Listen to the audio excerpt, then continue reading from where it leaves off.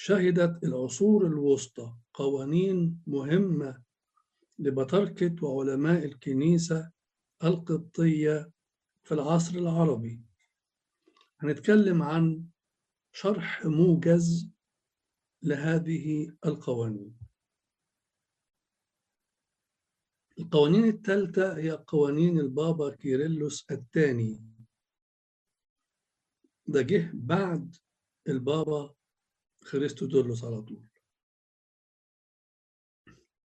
نجزت هذه القوانين سنة 1086 ميلادية، يعني بعد قوانين البابا خريستودولوس بحوالي 40 سنة، وبتحوي 34 قانون. في حالة ضعف روحي شديد انتاب الكنيسة في هذا الوقت، وعشان كده اتحطت هذه القوانين. بتختم غالبية قوانين البابا كيرلس الثاني بأنواع مختلفة من العقوبات. أول عقوبة هي الحرم. لو اتطبق الحرم على أصحاب الرتب الكهنوتية اللي هو الأسقف والقس والشماس، بيعني الحرم هنا إيقافه عن ممارسة الوظيفة الكهنوتية وكل ما يتصل بها من سلطان كهنوتي، وأيضا الطرد من شركة المؤمنين. لو الحرم اتطبق على العلمانيين فبيعني الطرد من شركة المؤمنين وفقدان كل المنافع الروحية المترتبة على هذا الطرد من شركة الكنيسة. يعني مثلا ما ينفعش يتناول من الأسرار المقدسة، ودي أقصى أنواع العقوبات اللي هو الحرم. في عقوبة تانية اسمها القطع.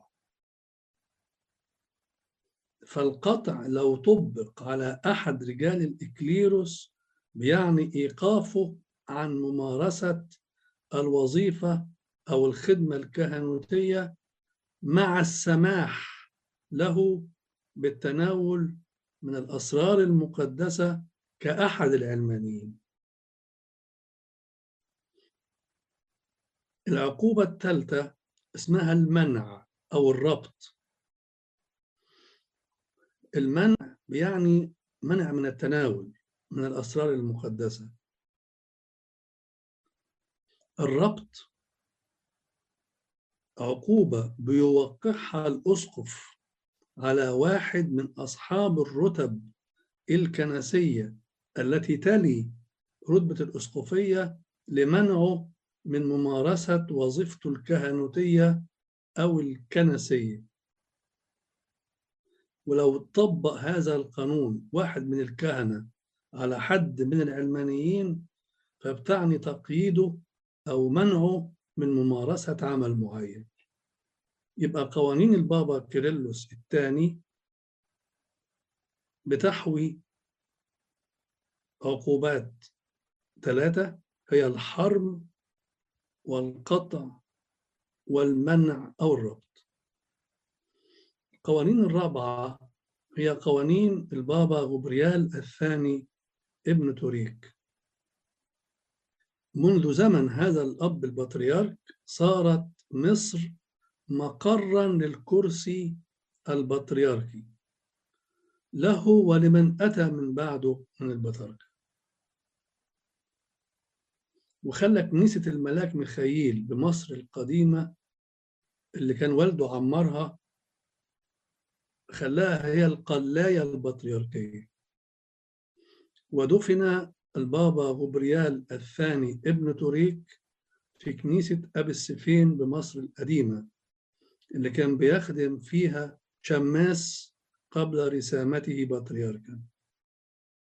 وفي سنة 1170 ميلادية نقل جسده إلى دير القديس أنبا مقار بوادي النطرون، وهو محفوظ فيه حتى الآن.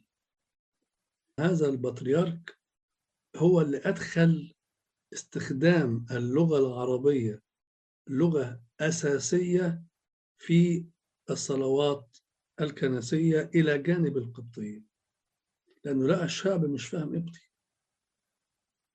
قبل إقامته بطريركا قام بتأليف مجموع قوانين اللي هو النومو كانون قبل سنة 1131 ميلادية، ولكنه بعد ما بقى بطريرك وضع مجموعة أخرى من القوانين. عنده 5 مجموعات من القوانين. مجموعة 32 قانون عبارة عن توصيات للأساقفة والكهنة عشان يعرفهم واجباتهم الرعوية.